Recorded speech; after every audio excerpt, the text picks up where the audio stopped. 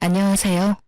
대학만 나와도 어디 가서 기죽지 않고 살 줄 알았는데 그것도 사람 나름이라는 것을 결혼 생활을 하며 뼈저리게 느낀 30대 후반의 여자입니다. 저는 어느 드라마에 나오는 여주인공처럼 딱 조실부무하고 사고무탁한 삶을 보내왔네요. 부모 없이 어디 의지할 곳도 없이 어려서부터 이곳저곳 전전하며 그렇게 자랐어요. 핀잔을 받으며 눈칫밥을 먹다 보니 저절로 독해졌고 나 하나쯤 스스로 건사하며 살아야겠다는 욕심도 생기더라고요. 그래서 저는 환경을 탓하지 않고 정말 악착같이 노력했고 누구나 알 법한 4년제 대학까지 나왔어요. 졸업 후에는 전공에 맞게 쭉 유치원과 어린이집 교사로서 경력을 쌓아왔고요. 제 시댁은 그야말로 배운 집안이라 자부심이 대단했어요. 시부모 전부 서울 유명 대학원 출신이었거든요. 저도 나름 열심히 살아왔다고 자부하지만 그저 그런 4년제 대학 졸업생은 시댁 식구들 눈에는 성에 차지도 않았죠. 그래서 결혼 반대가 무척이나 심했어요. 부모 없어도 당당하게 살려고 노력했던 지난 날들이 무색하게 가방끈이 짧고 또 부모가 없다는 이유로 결혼을 반대하실 땐 속이 많이 쓰리고 자존감도 많이 떨어졌어요. 평생을 함께하려고 약속했는데 그쪽 부모님이 반대하시니 어쩔 도리가 없었고요. 그런데 한참 시부모님을 설득하며 곤욕을 치를 때 찾아와준 축복 같은 우리 아이 덕에 결혼을 할 수 있었어요. 물론 시댁 식구 모두 혼자 임신한 소식에 집안이 수치라며 저를 내치려 했어요. 하지만 남편은 호적에서 파이는 일이 있어도 절대 헤어질 수 없다고 고집을 부렸고 그 덕에 저희는 가정을 꾸릴 수 있었어요. 그때만 해도 애 낳고 제가 시댁에 잘하고 좋은 모습을 보이면 마음을 얻을 수 있을 거라 생각했어요. 그러나 제가 시댁에서 예쁨을 받는 일은 전혀 없었습니다. 아니, 저라는 사람 자체를 인정해주지 않았다고 말하는 게 맞는 것 같네요. 차라리 저를 꼴도 보기 싫다고 시댁 근처에는 얼씬도 못하게 해줬으면 더 좋았을 텐데 시댁 식구들은 저를 뻔질나게도 찾아댔어요. 왜냐면 거의 식모살이 수준으로 저를 부려먹기 바빴거든요. 그뿐인 줄 아세요? 공부하는 남편의 발목을 제가 잡았다며 심호의 원망을 매번 들어야 했어요. 그래서 저는 그 원망이라도 피해보자는 마음으로 남편을 공부시켰어요. 그이가 석 박사 학위를 취득하기 위해 일까지 줄이고 전념하는 동안 저는 가정을 지키기 위해 투잡까지 뛰어가며 뒷바라지를 했어요. 그렇게 지내기를 수년 만에야 시부모님이 말하는 시댁의 명성에 남편도 구색을 맞출 수 있었어요. 하지만 그 후에도 제 노력을 인정받기는커녕 남편의 위상만 높아졌네요. 남편이 결혼 후에도 공부를 놓지 않는 인재라면서요. 그러니 저를 향한 시선은 여전히 곱지 못했고 시모는 그런 저에게 늘 이렇게 말하곤 하셨죠.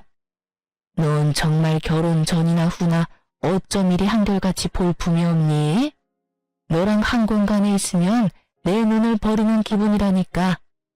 넌 우리 집안 식구로 지내는 걸 감사히 여겨야 해. 알겠니? 배움도 적고 교양이라고 눈 씻고 찾을래도 못 찾는 널 사람이라 여기고 지내주니 말이야. 어머님, 저를 마음에 안 들어 하시는 거 잘 알아요. 그래도 제가 병균 같은 건 아니잖아요. 볼품없다 여기지 마시고 너그러운 마음으로 좋게 좀 봐주세요. 왜 네가 병균이 아니라고 생각하니? 우리 집안에서 환영받지 못하는 건 병균만도 못한 너뿐인데. 죽었다 깨어나도 내겐 너그럽게 쓸 마음이 없으니 이 집안에서 내 눈에 띄지 말고 네 할 일이나 잘하렴. 어머니, 제가 아내한테 제발 예의를 갖춰서 대해달라 말씀드렸잖아요. 이 사람도 저 만나기 전에는 자기 분야에서 열심히 일하는 멋진 사람이었어요. 저보다 더 강단있고 대단한 사람이라고요. 어머니께서 제 아내를 무시하는 건 어머니 아들인 저를 무시하는 것과 같아요. 그러니 이제는 가족의 일원으로 인정해주시고 좋은 마음으로 지내주세요. 시모가 제게 못되게 말할 때마다 남편이 나서서 저를 감싸고 또 자신보다 나은 사람이라고 표현해주며 또 지금의 자신을 있게 해준 사람이라고 표현해 주었어요. 그렇게 제 편에 서준 덕에 모진 시집살이도 참고 살았어요. 한 번은 이런 대우를 더는 받고 싶지 않아 저 역시 학업에 정진해 학위를 높여보려고 했지만 어떻게 알았는지 시모가 남편이 제 뒷바라지하는 꼴은 절대 못 본다며 노발대발을 하는 통에 제대로 시작도 못 해보고 끝이 났죠. 남편은 시모 눈치 보지 말고 제가 원하는 만큼 열심히 해보라고 했어요. 하지만 제가 시모의 등살에 감당할 엄두가 나지 않더라고요. 사실 제 남편에게는 형이 한 명 있는데 아내인 형님도 석사 학위를 취득해 잘 나가는 회사 연구원으로 있어요. 물론 형님은 아주버님과 결혼하기 전에 이미 능력이 좋았죠. 저는 그 때문에 시댁의 미움이 내게 쏠렸나 하는 생각을 참 많이 했어요. 그러나 꼭 학벌 때문만은 아니라는 사실을 저는 이미 그 훨씬 전부터 몸으로 느끼며 알고 있었어요. 형님은 결혼 후에도 일과 공부를 병행하며 박사 학위를 위해 공부까지 하는 중이었어요. 그리고 조실봉한 저와는 달리 형님네 집안은 돈이 많았어요. 그러니 같은 며느리라도 저울질을 하게 되는 건 너무 당연했어요. 시모가 형님을 참 예뻐했는데 그 수준이 어느 정도냐 하면 남들이 보기에도 형님이 시모의 친딸이라고 믿을 정도였어요. 시댁에 오면 정말 손 하나 까딱 안 했고 물 한 잔을 마시더라도 저더러 꼭 가져오라고 시켰어요. 그리고 그걸 제지하는 사람은 아무도 없었고요. 형님은 늦지막이 아이를 출산했는데 상전도 그런 상전이 없었어요. 조리원에서만 꼬박 한 달을 쉬고 왔음에도 몸조리를 핑계로 저더러 틈만 나면 다리를 주무르라며 시켰어요. 그런데 노산이라 그런지 아이가 몸이 약해서 자주 아팠어요. 큰 병이 있거나 한 건 아니지만 잔병치레도 많고 유행하는 질병은 피해가는 법이 없이 죄다 걸리곤 했어요. 그래서 맞벌이 부부로 지내던 형님은 믿고 맡길 사람이 필요하다며 제가 근무하고 있는 어린이집에 애를 입학시켰어요. 그러면서도 제가 가족이라는 사실이 창피하다며 그렇게도 꽁꽁 숨겨댔어요. 그리고 뒤로는 제게 아이를 잘 케어하라고 당부까지 하더라니까요. 어느 정도 가고는 했지만 형님의 육아 방해는 점차 심해졌어요. 자기가 바쁘다는 핑계로 아이를 우리 집에서 재우는 날까지 생기기 시작했거든요. 초반에는 이해하려고 노력했어요. 형님이 바쁘게 일하는 것은 인정할 수밖에 없는 사실이잖아요. 하지만 한 달에 한두 번 정도였던 게 2주에 서너 번씩 늘면서 제 일상에까지 피해를 끼치게 됐어요. 저는 큰맘 먹고 형님에게 딱 잘라 말했어요. 형님, 일 때문에 바쁘신 건 이해하는데요. 이렇게 자주 제게 맡기시면 저도 제 일정에 차질이 생기기도 하거든요. 피치 못할 사정이 아니라면 저희 집에서 재우는 건 좀 자제해 주셨으면 해요. 동서도 참, 가족 좋다는 게 뭐니? 힘들 때 도우면서 지내는 거 아니야? 동서 말대로 내가 좀 바빠야지 말이야. 어젠 정말 어쩔 수가 없었다니까. 그쵸, 가족이니 도우면서 지내는 건 당연해요. 하지만 제 일상까지 꼬이니까 힘든 날들이 생기네요. 동서 덕 좀 보나 했더니 큰 의미도 없네. 알겠어. 내가 조금 더 신경 쓸게. 형님이 순순히 알겠다고 해 한시름 놓았는데 다음날 시모가 제게 퇴근하면 시댁으로 오라며 전화를 해온 거예요. 그런데 기가 막힌 광경이 펼쳐져 있더라고요. 분명 저와 대화할 땐 좋게 넘어갔던 일을 제게 서운함까지 느꼈다며 문제 삼으며 온 식구들 앞에서 눈물을 뚝뚝 흘려대는 겁니다. 퇴근이 많이 늦어지는 바람에 동선에서 아이가 이미 잠든 후라 몇 번 그대로 재운 적이 있었어요. 그런데 동서가 어제 제게 자기 일상까지 침해하는 짓이라며 면박을 주는데 형님, 그게 다 무슨 말씀이세요? 제가 언제 면박을 줬다고 그러시는 거예요? 동서, 내가 미안해. 내가 나 바쁜 것만 생각하고 동서 힘들 걸 헤아리지 못했어. 나는 윗사람 자격도 없어. 위에 맡기는 거 불쾌하다고 했으니 더는 맡기지 않을게. 그럼 동서 기분이 좀 괜찮겠어? 아가, 네가 뭐가 미안하니? 열심히 살아보려는 게 뭐가 잘못이라고. 예, 너는 어떻게 된 애가 이해심이라고 눈꽃만큼도 없니? 첫째가 바쁜 거 우리 식구 중에 모르는 사람 있니? 조카 좀 봐주고 너희 잘 때 같이 잠 좀 자는 게 무슨 큰일이라고. 불쾌하다는 말까지 하면서 첫째한테 상처를 줘? 어머님, 뭐하세요? 형님 불쾌하다고 했다니요. 도대체 갑자기 왜 이러시는 거예요? 저도 맞벌이다 보니 일정이 꼬여서 난감한 일이 생기기 시작했다고. 그러니 피치 못할 사정인 날은 괜찮지만 그렇지 않을 땐 좀 자제해달라고 정중히 부탁드렸을 뿐이잖아요. 그게 애 맡기지 말라는 말과 뭐가 다르니? 그리고 네가 같은 뜻이라도 지금처럼 좋게 이야기했다면 첫째가 이렇게까지 서운함에 눈물을 흘리겠어? 넌 생각이라는 게 있긴 한 거니? 어떻게 한치 앞을 못 보고 사람 마음 하나 헤아리질 못해? 첫째가 바빠서 내게 애 좀 부탁한다고 네가 함부로 대해도 되는 줄 알아? 귀한 집 자식 가슴에 대목 박는 짓을 천하디천한 니까 짓게 한다는 게 가당키나 하냔 말이야. 어머님, 동서를 너무 나무라지 마세요. 저와 제 아이 때문에 얼마나 불편했으면 제게 그렇게까지 말했겠어요. 저는 동서 마음 충분히 이해해요. 단지 속이 조금 상해서 눈물을 감출 수가 없을 뿐이에요. 어쩜 우리 첫째는 일이 사려 깊고 마음씨가 고와. 가진 것 없어 못한 것까지 보듬어주려는 마음이 너무 감동이야. 그렇게까지 저 못난 걸 감쌀 필요 없다. 어머님도 형수님도 그만하세요. 집사람이 오죽 힘들면 그런 말을 했을지를 먼저 진심으로 헤아려 보시라고요. 사실 제 조카지만 아내가 전반적으로 챙기게 두는 것도 제 입장에서 미안한 일이에요. 거기다 형과 형수님이 너무 자주 맞는 것도 맞고요. 요 근래에는 다 늦은 밤에 전화해서 애 잠들었냐 확인하는 거 저도 좀 불편합니다. 듣다 못한 남편이 제 편을 들며 자신도 불편하다 이야기해준 덕에 형님의 눈물 연기가 어색하게 끝이 났어요. 형님은 남편의 개입에 뻘쭘했는지 앞으로는 주의하겠다며 바로 표정이 바뀌며 말했죠. 시모도 그제야 자기 아들까지 불편하게 만드는 상황은 없어야 한다며 당부했어요. 이런 모습을 보고 있자니 기분이 상했지만 애써 내색하지 않았어요. 다행히 이날 이후 한동안은 소동 없이 잠잠했네요. 그러던 어느 날 형님네 아이가 어린이집에서 까무러치고 난리도 아니었어요. 애가 혼절하거나 한 것은 아니었지만 열이 펄펄 끓어 눈도 제대로 뜨지 못했죠. 급한 마음에 형님과 아주버님께 이 상황을 알리며 당장 하원하러 와달라 요청했어요. 하지만 이를 뺄 수 없어 당장은 힘들다고 하는 겁니다.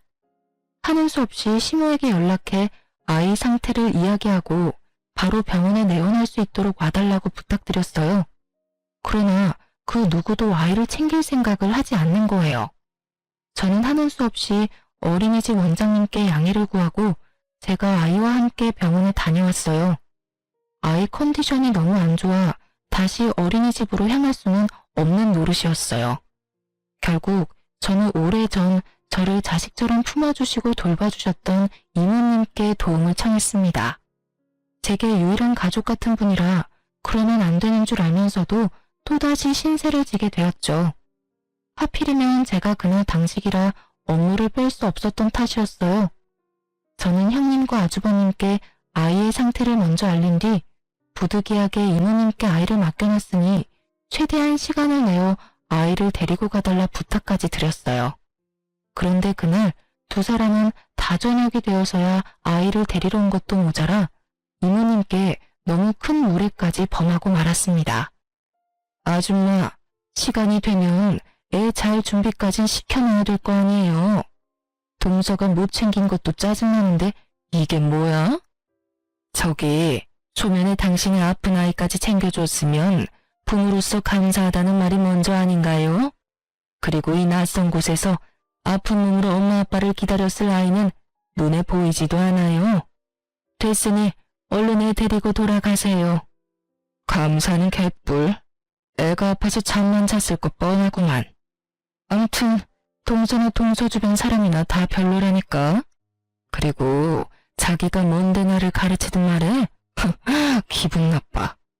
동서는 뭐 이런 사람은 대를 맡겨서 화를 돋구는지 원. 이보세요. 아이가 해열제를 먹어도 열이 안 잡히니까 얼른 돌아가서 아이 케어에 집중하시라고요.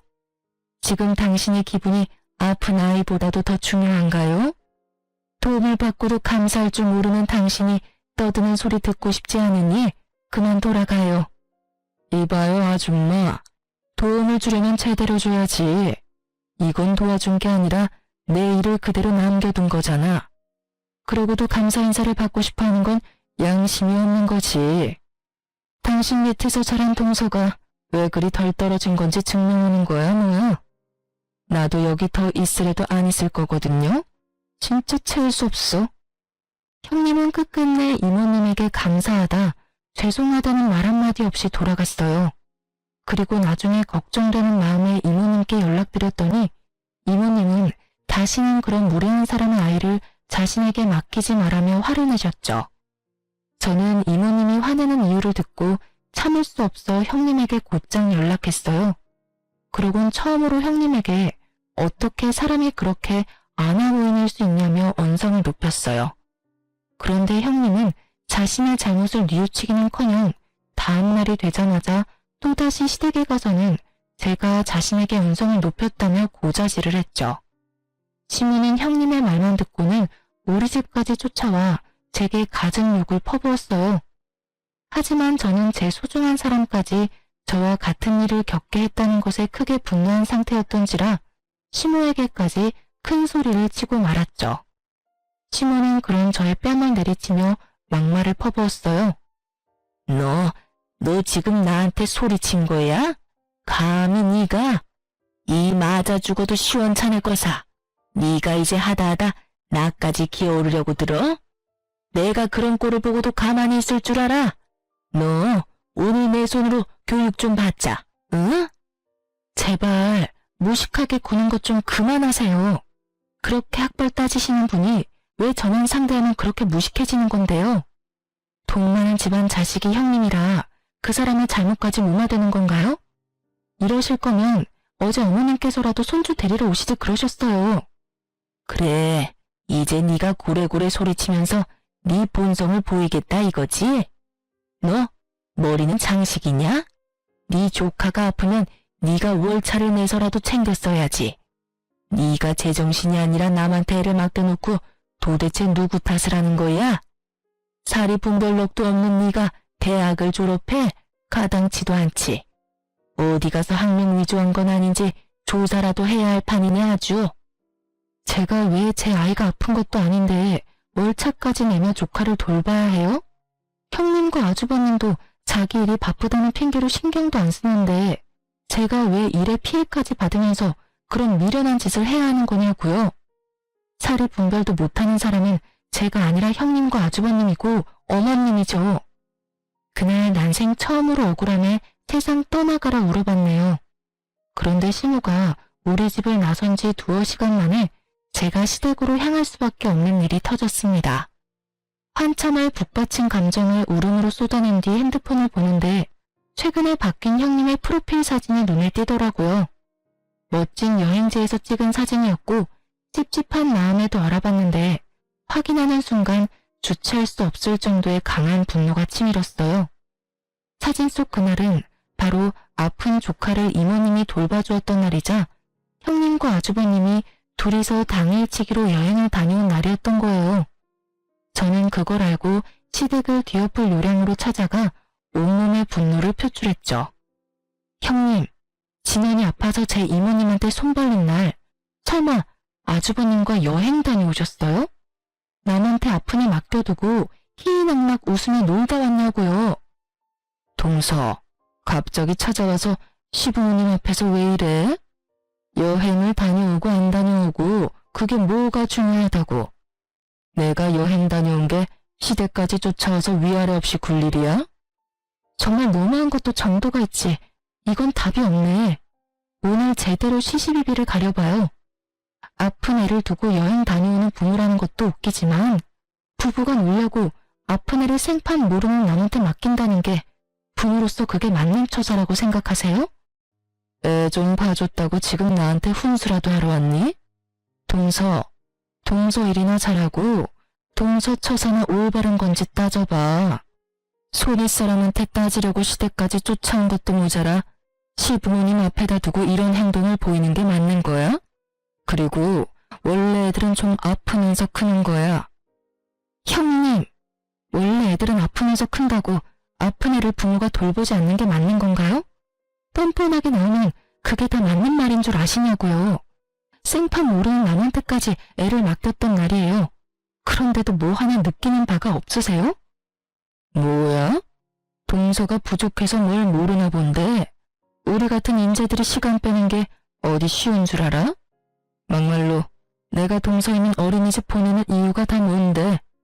그런 일 있을 때 애 잘 챙기라고 보내는 거잖아. 내 돈을 월급으로 받는 주제에 어디서 큰 소리야? 이모님인가 뭔가한테 맡겼던 것도 네가 다른 선생한테 당직 날짜 바꿔달라고 부탁했으면 됐을 일인데 네가 크게 만든 거잖아. 그래놓고 왜 이제 와서 나한테 시비야? 저희는 감정이 격해져 결국 서로의 머리채까지 잡고 싸움을 벌였어요. 급하게 시부모님이 저희를 말렸지만 싸우는 사이 제 손톱에 형님 한쪽 뺨이 긁혔어요. 그러자 시모는 형님 얼굴을 보고는 멍청한 것이 굴러들어와 집안 사람을 다 팬다며 저더러 사람도 아니라고 오버스럽게 난리를 쳐댔죠. 저는 제게 노발대발하는 시모와 형님을 뒤로 한 채 거실에 차려진 다과상을 죄다 엎어버렸습니다. 시모와 형님은 제게 머리가 어떻게 된 거 아니냐고 미친 사람 취급하며 고함을 쳤어요. 저것이 진짜 머리가 어떻게 된 거 아니야? 야, 너 진짜 이 집에서 쫓겨나고 싶어? 우리 아들이 네 편 들어주니까 이제 눈에 뵈는 것도 없냔 말이야.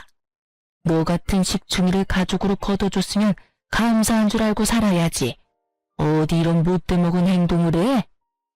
까마귀 고기라도 잡섰어요? 당신들이 가족이라는 이유로 날 괄시하고 괴롭혔던 건 뭐 잘한 행동이야? 나도 남편 보며 당신들 만행을 참아주는 건 오늘부로 끝이야. 내가 당연 모든 걸 똑같이 돌려줄 테니까 어디 한번 즐겨보던가. 저런, 아니 어디서 저런 말도 안 되는 것이 집에 굴러 들어왔어? 네가 참지 않으면 어쩔 건데? 어쩔 수 있는데? 헛소리 집어치우고 이 집에서 당장 나가. 나가! 다시는 발도 들이지 마. 알겠어? 가지 말라고 해도 갈참이었어요. 악마보다 더 악질인 당신네들이랑 한 공간에 있기 역겨워서 숨을 쉴 수가 있어야지. 저는 분명 똑같이 되갚아준다고 했지만 시댁 식구 중에 그 누가 제 말을 새겨 듣겠어요. 그저 지렁이도 밟으면 꿈틀거린다는 거야 뭐야? 하고 대수롭지 않게 여겼겠죠. 하지만 제가 그간 남편만 보고 참아온 세월, 부당한 대우를 받았던 그 많은 날을 모조리 되갚아주겠다고 결심한 순간 복수의 칼날을 갈기 시작했죠.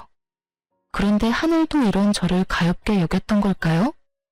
우연히 약속을 잡아 만나게 된 이모님께서 또 한 번 저의 귀인이 되어주었어요. 시모와 형님에 관한 이야기를 나누는데 이모님께서 안 좋은 기억 때문인지 형님을 정말 질 나쁜 사람이라고 표현했어요. 그러면서 도대체 어떤 일을 하길래 그 직장에선 그런 못된 사람을 써주느냐고 말하기에 저는 형님이 다니는 회사에 대해 알려주었어요. 그런데 이모님이 꽤 놀란 표정으로 그게 정말이냐며 재차 확인까지 하시더라고요. 그리고 이모님과의 만남 일주일 후 형님이 회사에서 퇴출당하고 말았습니다. 사실 이모님의 남편이 형님이 다니는 회사의 연구소장으로 있었어요. 그래서 저는 형님이 아이가 아팠던 날에 대한 진실을 이모님께 모두 털어놓았고 혹시 가능하다면 연구소장님께 형님이 부당하게 이득을 취한 정황은 없는지 꼭 확인해주라고 청해달라 부탁드렸죠. 이모님도 형님 같은 사람은 좋은 곳에서 대우받으며 일할 가치도 없는 사람이라며 저를 대신해 말을 전해주었어요. 실로 연구소장님은 형님의 평판과 업무 능력 등을 조사해 나섰고 형님이 그간 해왔던 만행이 낱낱이 밝혀지고 말았던 거죠. 조카가 이모님께 맡겨졌던 그날의 일을 포함해 이전부터 줄곧 이런 방식으로 조퇴나 월차를 냈던 정황이 전부 밝혀지면서 업무 태만으로 해고를 당한 거예요. 하지만 형님은 그때까지만 해도 자신이 잘렸다는 사실을 인정할 수 없다며 자기 같은 인재를 버린 것을 후회하게 만들 거라고 다른 연구원 이곳저곳을 알아보며 뛰어다녔어요. 하지만 이미 연구소장님이 자신의 인맥까지 동원해 손을 써놓은 후였고 졸지의 형님은 나이 가득 찬 취업준비생으로 전락하고 말았어요. 형님이 취업준비로 쩔쩔매고 있던 어느 날 아주버님께서 갑작스럽게 저희 부부를 찾아왔어요. 이전에는 단 한 번도 저희를 먼저 찾은 적 없던 분이라 적잖게 놀랐죠. 그런데 사람이 참 간사하죠. 아쉬울 때 꼭 그렇게 살갑게 굴면서 도움을 청하는 게 말이에요. 모든 안 좋은 일은 한 번에 겹쳐오곤 하잖아요. 형님네도 딱 그런 상황에 놓였던 거예요. 아주버님이 5년 전쯤부터 사업을 시작했는데 처음부터 잘 돼서 무섭게 성장했어요. 그런데 딱 이 타이밍에 갑자기 투자하기로 되어 있던 곳에서 변심으로 투자하지 않겠다고 해버린 거죠. 아주버님은 투자받을 걸 굳게 믿고 이미 일을 키운 상태라 당장 그 투자금이 없으면 빚을 내야 한다며 우는 소리까지 하며 도와달라 하더라고요. 동생아, 가족 좋다는 게 뭐냐? 이렇게 서로 힘들 때 돕고 사는 거 아니겠어? 지금 네 형수 처지가 좋지 못한 거 잘 알잖아. 그런데 나도 적자에 빚까지 생기면 애까지 있는데 어쩌냐. 제발 이번만 좀 도와주라. 나중에 나도 너희 부부 도울 일 있으면 나도 꼭 도울게. 재수씨, 우리 진원이 참 예뻐하잖아요. 우리 아이 봐서라도 좀 도와줘요. 아내랑 상의해보고 연락해줄게, 형.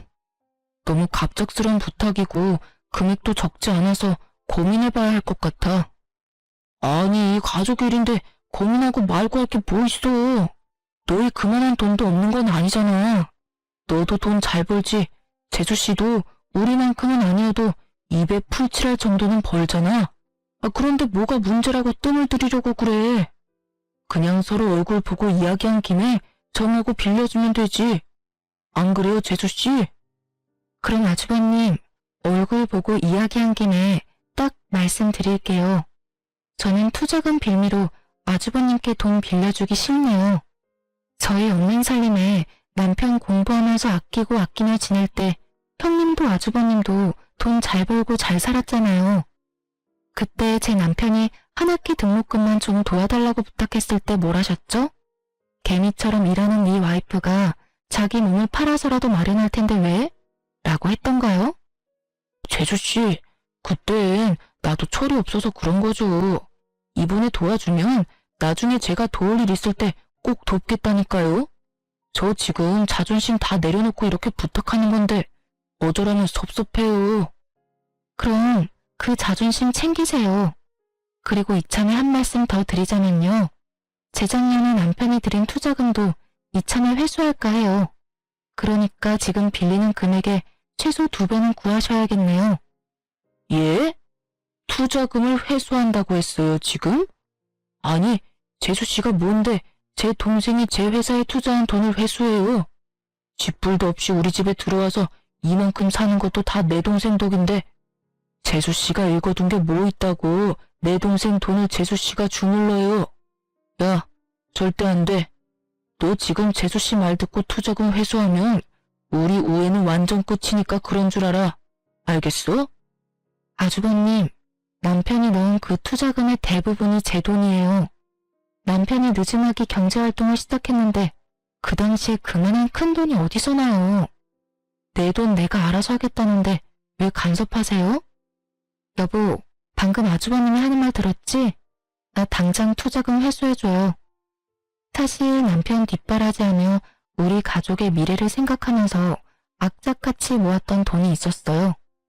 아주버님이 그 당시만 해도 저와 남편을 너무 무시해서 제가 남편 기라도 살려주려고 그 돈 쥐어주며 아주버님 사업에 당신이 투자하는 것처럼 해서 투자금 넣으라고 시켰어요. 저야 원래도 시댁 식구들이 무시하는 게 일상이라 괜찮았지만 제 남편까지 은근히 배제당하고 무시당하는 건 참을 수가 없었거든요. 하지만 돈을 빌리러 와놓고 은근 협박조를 띠는 아주버님의 태도에 눈꼽만큼도 도움을 주고 싶지 않더라고요. 아주버님은 제 투자금이라고 말하니 놀란 토끼 눈을 하며 남편에게 사실 여부를 확인했어요. 남편이 제 말이 다 맞다고 하자 아주버님은 금세 태세 전환을 해 제게 투자금 회수하는 이유가 뭐냐며 제발 도와달라 절절히도 말했어요. 제주씨, 내가 미안해요. 내가 실언을 했어요. 혹시 이 시기에 투자금을 회수하려는 이유가 뭐예요? 제 아내 때문이라면 제가 대신 사과할게요. 정말 미안해요. 그러니까 투자금 회수 얘기는 없던 걸로 해줘요. 예? 재수씨 부모님도 안 계셔서 우리가 유일한 가족이라면서요. 그러니까 가족끼리 서로 좀 부족해도 이해하고 돕고 살아요. 제 가족은 얼마 전에 없어져서요. 유일한 가족이 남편과 제 아이뿐이라 이해할 것도 도울 것도 없네요. 그만 돌아가 주세요. 아주버님께서 이러시는 거 상당히 불편해요. 재주씨, 그게 무슨 서운한 말이에요. 가족이 왜 없어져요? 우리가 다 가족이지. 재수씨, 제가 돈 빌려달라고 한 건 고사하고 제발 투자금 회수만이라도 하지 말아줘요. 우리 그 투자금까지 빼면 진짜 길바닥에 나 앉아야 할지도 몰라요. 저와 아내는 그런다고 쳐도 아이는 어떡해요. 우리 아이를 봐서라도 마음 바꿔줘. 제발요. 제가 조카 봐서 여태 참은 건 모르고 왜 이제와 아이를 봐서 마음을 바꿔달라 하세요? 저는 이제 제 아이 봐서 회수해야겠으니 그만 보채고 돌아가세요. 한 번만 더 동동거리시면서 찾아오시면 그땐 문전박대 제대로 당할 줄 아시고요. 아주버님은 우리 집을 나서는 그 순간까지도 제게 제발 도와달라 애원했어요. 하지만 저는 충분히 제 의사를 전한 뒤로는 거들떠보지도 않았죠. 남편은 결국 아주버님을 집에서 끌어냈어요. 그러자 복도에서 더럽고 치사해서 그 돈 안 받는다며 우리 집 현관문을 몇 번이나 발로 차고 돌아가더라고요. 저는 그 모습에 정말 끝까지 못돼 처먹었다 싶은 생각이 들더라고요. 그래서 남편에게 아주버님 연락은 무조건 받지 말라 당부했어요. 실로 하루에 몇 번씩 남편에게 전화를 했고 남편의 일까지 방해할 수준에 이르자 남편도 나중에는 아주버님 연락처를 수신 차단해버렸죠. 그러자 시모가 제게 연락해 열불을 냈어요. 동생이라고 하나 있는데 제가 우애를 다 갈라놨다면서 저더러 오늘보다 더 더럽고 추악한 것이라고 하더군요. 저는 그런 시모의 전화를 끊어버렸어요. 더 듣고 있어봤자 제게 득될 거 하나 없으니까요. 그런데 시모가 그런 제 행동에 머리끝까지 화가 나는지 우리 집에 찾아와 문을 열라며 난동을 부리는 거예요. 복도식 아파트라 이웃집 눈치가 많이 보여 결국 문을 열어주고 말았어요. 들어오자마자 제 얼굴을 내리치며 귀청 떨어지도록 언성을 높여 소리쳤어요. 감히 네가 내 전화를 멋대로 끊어? 내가 그러고도 가만히 잠자고 있을 줄 알았냐? 오만방자한 것이 감히 시어머니 알기를 개떡같이 알고 하는 행동마다 사람 천불을 나게 만들어? 배우다 만 것들은 이래서 안 된다니까. 얼마나 못 배웠으면 행동거지가 그따위야. 이런 것도 사람이라고 고개 쳐들고 있는 꼬라지하고는. 오만방자한 건 제가 아니라 어머님 첫째 아들이죠. 어떻게 자식의 거울은 부모라는 말이 이렇게 꼭 맞는지 몰라요. 어떻게 말하는 것도 행동하는 것도 그리도 천박한지 부탁한답시고 못되게 구는 걸 들어줄 수가 있어야죠. 뭐야? 너 지금 뭐라고 짓거렸어? 오늘 내 손에 한번 목숨줄 끊겨볼래? 어? 이게 미쳤다 하니까 진짜 개념을 상실했냐? 어머님 말씀대로 어머님처럼 배우다 말아 그런가 보죠. 어머님도 저랑 학력이 똑같던데요? 그러면서 왜 그리도 학력 따지면서 사람 무시한 건지 저는 아직도 이해가 안 되네요. 아주버님 임신해서 석사 문턱만 간신히 밟아본 정도라는 거 제가 모를 줄 아셨어요? 네가 그걸 어떻게 알았어? 어떻게 알았냐고? 남편과 나만 알고 있는 비밀을 네가 왜 알고 있느냔 말이야. 두 손으로 하늘을 가려보세요, 가려지나. 이 세상에 평생 가는 비밀이 어딨어요. 형님 말고는 다 아는 사실을 왜 어머님만 모르고 계시는지 원. 형님이 알면 얼마나 기가 찰까요? 그렇게 저를 간신히 대학 낳은 볼품없는 애라며 같이 욕했을 텐데 그런 어머님도 저와 다를 바가 없다니 말이에요. 시모는 내가 자신의 학력을 알고 있다는 사실을 알자 울그락불그락 해준 얼굴이 돼서는 갑자기 제 손을 덥석 잡는 거예요. 그러더니 형님에게만은 밝히지 말아달라고 애원하기 시작했어요. 집안에서 자신의 위치가 얼마나 뭉개지겠냐며 제발 그런 일이 없도록 비밀로 간직해달라는데 그 모습이 얼마나 절절한지. 그렇게 시모의 약점을 잡은 덕에 더 이상 절 무시하고 하대하는 사람은 없었어요. 하지만 웃기게도 제가 시모의 비밀을 알고 나니 주부로 지내고 있는 형님의 위치가 예전에 저만큼이나 떨어지더군요. 시모가 제 눈치를 보느라 형님을 예뻐하지 않은 것도 있지만 좋은 학력으로 어느 곳 하나 취직 못하고 있다며 닥달했어요. 형님은 자신을 대하는 태도가 바뀐 시모에게 대들기 시작했고 엄마와 친딸만큼이나 좋았던 관계는 더는 없었어요. 결국 형님네 부부 문제로 번져 매일같이 집안이 시끌시끌했어요. 그러다 나중에야 형님이 자신이 잘리게 된 사실을 알게 되었어요. 더불어 이모님이 연구소장님의 아내라는 사실까지도요. 형님은 그제야 제게 제발 한 번만 이모님 부부를 만나게 해달라며 매달렸어요. 취직을 할 수 없으니 시댁에서 무시당하는 거 아니냐며 한 번만 도와달라 싹싹 빌더라고요. 동서, 내가 긴 세월 모질게 군 거 마음에 담지 마. 다시는 그런 짓 하지 않을게. 하늘이 맹세해.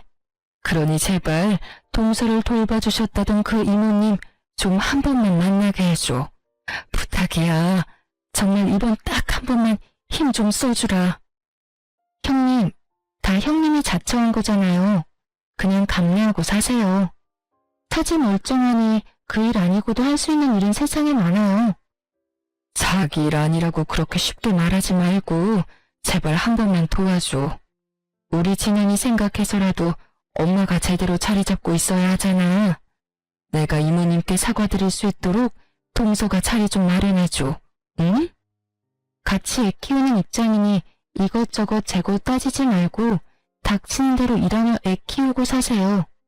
다른 사람들도 다 그러고 애 키우며 살아요. 저는 자기의 위신을 위해 이제야 이모님께 사과한다는 형님을 깡그리 무시한 채 일절 이모님과 연결해주지 않았어요. 아주버님은 투자 얘기가 오간 뒤 저희 때문에 망하면 가만두지 않겠다며 이를 갈더군요. 하지만 그도 얼마나 가겠어요. 세상 이치가 자기들 뜻대로 되진 않잖아요. 아주버님은 또다시 우리를 찾아와 죽는 소리를 해대며 저희가 도와주지 않으면 이제 더 방도도 없다면서 자기가 망하는 건 다 우리 탓이라고 고성방가를 해댔어요. 재수씨, 진짜 사람 그렇게 안 봤는데 치사하고 더럽고 꼭 그렇게까지 해야만 했어요? 사람 목줄을 쥐고 흔드셔야 마음이 풀리냐고요. 예? 아우, 사람이 부탁을 했으면 들어주는 신용이라도 해야지. 많이 취하셨네요. 그냥 돌아가세요. 저흰 더 할 말 없네요. 형, 진짜 대체 왜 이래? 그만 돌아가. 밤이 늦었어. 아우, 시끄러워. 네가 제일 나빠. 알겠냐? 넌 형 망하는데 눈도 깜짝 안 하고 멀쩡한 투자금을 왜 회수하냐 이 말이야. 우리 집안 꼴이 우스워진 건 다 네가 결혼을 잘못했기 때문이야. 다 저 멍청한 재수씨 때문이라고. 아, 짜증나. 재수없어. 남편이 아주버님을 말려도 소용없었고 형님까지 불러 아주버님을 데려가라 했지만 그것도 소용없었어요. 결국 아주버님이 남편 멱살을 잡기 시작했고 서로 몸싸움이 시작되었죠. 경찰이 출동한 후에야 말릴 수 있었어요. 그 과정에서 우리 아이는 겁에 질려 자기 방 들어가서 머리를 감싸준 채 벌벌 떨고 있었어요. 그 모습에 억장이 무너지더라고요. 그래서 처음엔 아주버님네 부부와 합의는 하지 않으려 했어요. 하지만 조카가 눈에 밟혀 합의를 보긴 봤네요. 그러나 이 사건으로 남편은 그간 제가 자기 식구들에게 당했을 서름을 뼈저리게 이해하게 된 계기가 되었어요. 그래서 그날 이후 남편과 저는 시댁 식구와 연 끊고 연락까지 다 차단하며 남편이나 저나 둘 다 서로만 의지하며 살기로 굳게 마음먹었답니다. 나중에 시모가 남편에게 어떻게 부모와 자식 간의 관계를 끊을 수 있냐며 절대 안 된다고 남편을 설득하려 안간힘을 썼어요. 하지만 남편은 끝내 시모의 설득을 거부했고 나중에는 시모가 제 옷깃까지 부여잡으며 제발 이런 악연으로 남지 않도록 제가 나서달라더군요. 예, 어떻게 부모를 멀리하고 지낼 수 있어? 제발 네가 내 아들 좀 어떻게 해주렴.